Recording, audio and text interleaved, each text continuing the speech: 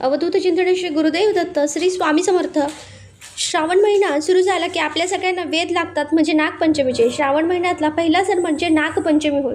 दरवर्षी श्रावण शुक्ल पंचमीला म्हणजे श्रावणाला सुरुवात झाली की 5व्या दिवशी नागपंचमीचा सण साजरा केला जातो. प्रत्येक माहेरवाशिणीचा आणि प्रत्येक स्त्रियांचा आवडीचा सण म्हणजे नागपंचमी. या दिवशी नागोबाची पूजा केली जाते. नागदेवता हे शिवाच्या गळ्यातील अलंकार मानले जाते. या दिवशी नागोबाची पूजा केल्यामुळे सुख सौभाग्य, उत्तम आरोग्य आणि धनप्राप्ती होते. तर आजच्या व्हिडिओमध्ये मी तुम्हाला नागपंचमीची पूजा अतिशय साध्या सोप्या पद्धतीने कशी करायची, वारुळ नसेल तर तुम्ही घरीच पूजा कशी करू शकतात, या दिवशी कोणत्या गोष्टींना खूप महत्त्व, खूप मान आहे, या दिवशी विशेष करून कोणता नैवेद्य दाखवला जातो, कोणता मंत्र म्हणावा आणि या दिवशी आपल्याला काही नियमांचे पालन करावं लागतं. कारण नागपंचमीच्या दिवशी अशी काही कामे आहेत की ती या दिवशी केली जात नाही. तर अशी संपूर्ण माहिती तुम्हाला या व्हिडिओमध्ये मिळेल. त्यासाठी व्हिडिओ स्किप न करता अगदी शेवटपर्यंत नक्कीच पहा. लगेच व्हिडिओला सुरुवात करूया. तर यंदा सोमवार दिनांक 17 ऑगस्ट 2026 रोजी नागपंचमीचा सण आला आहे आणि योगायोगाने म्हणजे यावर्षी पहिला श्रावणी सोमवार व नागपंचमी हे एकाच दिवशी आले आहे. हा दुर्मिळ योगायोग आहे, खूप मोठा दिवस आहे आणि या दिवसाचे महत्त्व देखील खूप आहे. यावरती सेपरेट व्हिडिओ आलेला आहे, तर तो तुम्ही नक्कीच पहा.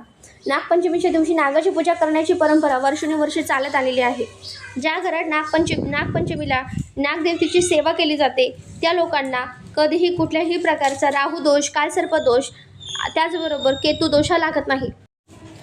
त्यामुळे अजूनही बरेच लोक नागाची पूजा करताना दिसतात. नागाला शेतकऱ्यांचा मित्र म्हणतात, त्यामुळे शेतकरी लोकसुद्धा अगदी उत्साह आणि आनंदाने नागपंचमीचा सण साजरा करतात. तर नागपंचमीच्या दिवशी नागाची पूजा करण्याची पद्धत बऱ्याच ठिकाणी वेगवेगळी आहे. काही जण पाठावर हळदी, चंदन आणि नागनागिन आणि त्यांच्या पिल्लाची चित्रे काढून पूजा करतात, तर काही जण मातीची नागाची मूर्ती बनवून त्यांची पूजा करतात.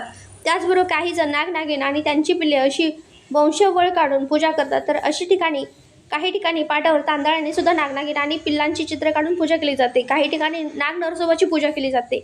अशा अनेक वेगवेगळ्या पद्धतीने नागोबाची पूजा केली जाते. तुमच्या भागामध्ये जशी पद्धत आहे तुम्ही त्यानुसार करू शकता. शेवटी भाव महत्त्वाचा आहे, पण बऱ्याच ठिकाणी असा एक कागद मिळतो ज्याला नागोबाचा कागद किंवा नाग नरसोबाचा कागद म्हणतात.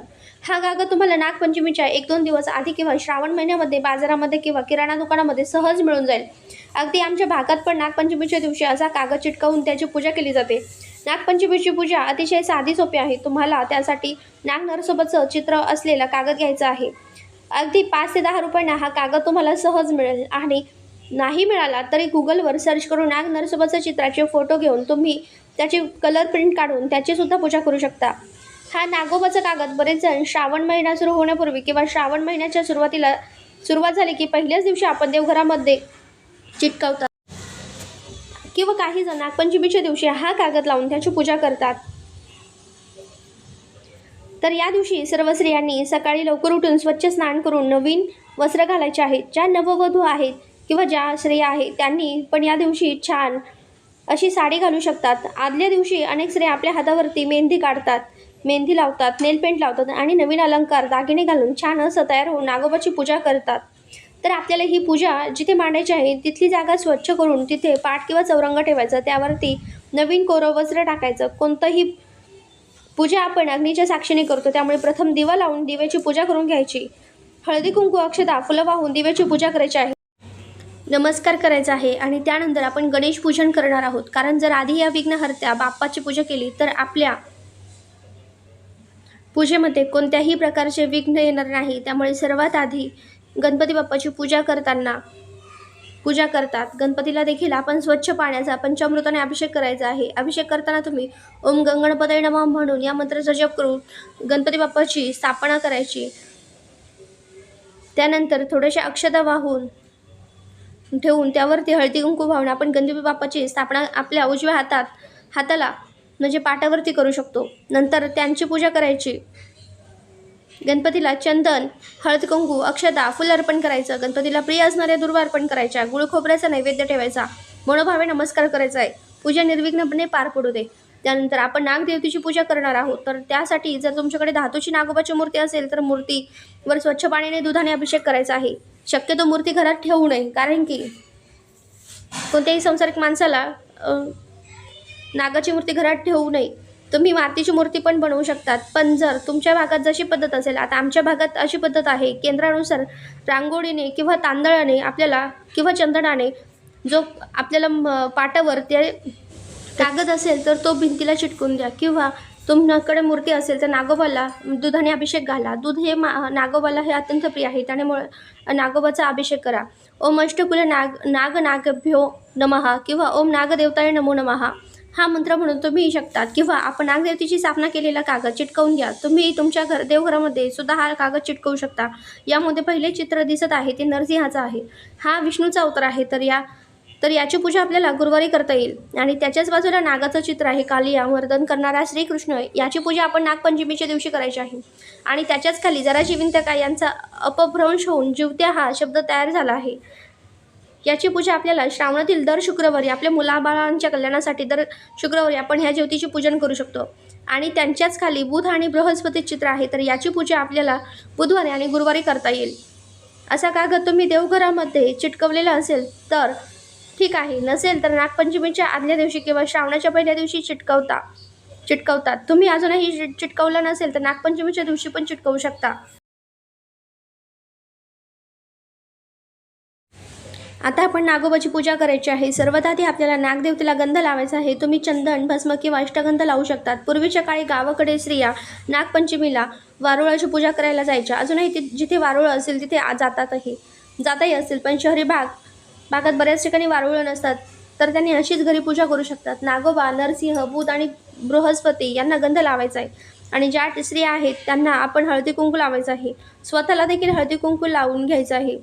त्यानंतर नागोबाला कापसांची वस्त्रमाळ घालायची आहे. या दिवशी कापसांची वस्त्रमाळ अवश्य घाला. नागपंचमीच्या पूजेसाठी कापसाची वस्त्रमाळ आणि धागा या दोन्ही गोष्टी खूप महत्त्वाच्या आहेत. तर हा धागा बनवण्यासाठी आपल्याला पांढरे सूत किंवा पांढरा दोरा घ्यायचा आहे. तो आपल्याला आपल्या गळ्यामध्ये बसेल इतक्या आकाराचा 5 किंवा 7 पदरी घ्यायचा आहे. त्याला ओली हळद लावून आपण ते पिवळा करायचा आहे. असा हळदीने पिवळा केलेला दोरा या दिवशी खूप महत्त्वाचा असतो. याला आपल्या भागामध्ये पौत असं म्हणतात. तुमच्या भागामध्ये काही वेगळा शब्द असेल तर मला नक्की कमेंटमध्ये सांगा. तर अशा प्रकारे 4 ते 5 दोरे आपल्याला करायचे आहेत. ते नागोबाला घालायचे आहेत. वारुळाची पूजा करणार असाल तर ते वारुळावरती ठेवायचे आहेत. मातीची नागाची मूर्ती असेल तर त्या मूर्तीला सुद्धा घालू शकता. आणि गावामध्ये नागोबाची मूर्ती देखील मातीची मूर्ती केली जाते. तिथे आपण जाऊन काही स्त्रिया पूजा करतात, तर त्या ठिकाणी पण आपण हे दोरे द्यायचे आहेत आणि तिथले घेऊन यायचे असतात. नंतर मग घरी आल्यावर प्रत्येक व्यक्तीच्या हातात किंवा गळ्यात बांधली जातात. खास करून तुमच्या घरामध्ये लहान मुलं असतील तर त्यांना तुम्ही हातावरती किंवा गळ्यामध्ये हा दोरा बांधू शकतात. त्यानंतर अक्षता फुल वाहायचे आहेत. त्यानंतर या पूजेत महत्त्वाची असतात ती आघाड्याची पाने. तुम्ही आघाड्याची पानांची माळ करू शकतात. आघाडा, दुर्वा आणि फुले घालून माळ तयार करू शकतात. आणि ती माळ आपल्याला नागोबाला घालायची आहे. किंवा माळ बनवली नसेल तर आघाडा, दुर्वा, फुले आपण अर्पण देखील करू शकतो. या कागदावर नागपंचमी आहे म्हणून नागोबाचीच नव्हे तर या कागदाची जी काही देवी देवता आहेत त्या सर्वांची पूजा आपल्याला या दिवशी करायची आहे. नागदेवतेला प्रार्थना करा की माझ्या संपूर्ण घराचे रक्षण कर. ज्योतीला प्रार्थना करा की माझ्या मुलांना उदंड आयुष्य, उत्तम आरोग्य लाभू दे. ही ज्योतीची पूजा आपण आपल्या मुलांसाठी आयुष्य, आरोग्य तसेच सुखसमृद्धीसाठी करत असतो. त्यामुळे शक्य झालं तर श्रावणातील दर शुक्रवारी आपण या ज्योतीचे पूजन करून आपल्या मुलांना औक्षण देखील करायचं आहे. पूजा करून झाल्यावर नागोबाला नैवेद्य दाखवायचा आहे. नैवेद्यामध्ये जास्त मान आहे तो म्हणजे दूध, ज्वारीच्या लाह्या आणि फुटाण्यांचा. त्यातले त्यात दूध आणि ज्वारीच्या लाह्या ह्या खूप महत्त्वाच्या आहेत. या दिवशी तुम्हाला बाजारामध्ये सहज मिळून जातील. लाह्या आणि फुटाणे तुम्ही अवश्य याचा नैवेद्य नागोबाला दाखवा, कारण या दिवशी याचं जास्त महत्त्व आहे. तसेच या दिवशी नागाला दूध अर्पण केल्याने पुण्य प्राप्त होते असे म्हणतात. नागोबाला नैवेद्य दाखवल्यानंतर दूध, धूप, दीप ओवाळायचा आहे. संपूर्ण कुटुंबाच्या रक्षणासाठी प्रार्थना करायची आहेत. येत असेल तर एखादा मंत्र म्हणायचा आहे.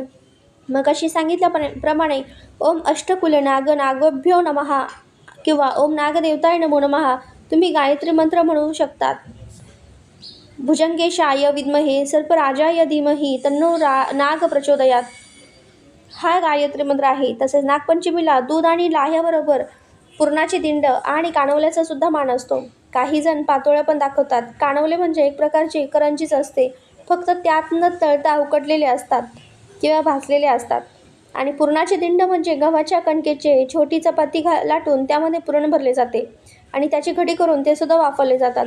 अशा प्रकारे कानवले, पातोळ्या किंवा पुरणाच्या दिंडांचा नैवेद्य दाखवला जातो. कारण नागपंचमीच्या दिवशी तवा कढई ठेवत नाही, त्यामुळे असे पदार्थ बनवतात. असे म्हणतात की या दिवशी काही भाज्यांचे किंवा तळायचे नसते. या दिवशी काही चिरू नये, कापू नये, तळू नये, चुलीवर तवा ठेवू नये अशी गोष्ट या दिवशी पाळल्या जातात. त्याचप्रमाणे या दिवशी भाजी चिरत नाही, विशेषतः सापासारखे दिसणारे पडवळीची भाजी खात नाहीत. तसेच या दिवशी जमीन खणू नये, शेतामध्ये नांगर चालवू नये. शेतकऱ्यांनी या दिवशी शेतामध्ये कोणत्याही प्रकारची कामे करू नयेत. अशी काही कामं करणं नागपंचमीच्या दिवशी वर्ज मानली जातं. कारण या दिवशी आपल्या हातून कोणत्याही जीवाची हानी होऊ नये हाच उद्देश असतो. त्याचबरोबर केस कापणे, दाढी करणे, नखे कापणे या गोष्टी करणं कटाक्षाने टाळाव्यात. त्या उलट स्त्रियांनी छान असं नटून टटून झाडाला झोके घेऊन या सणाचा आनंद घेऊ शकतात.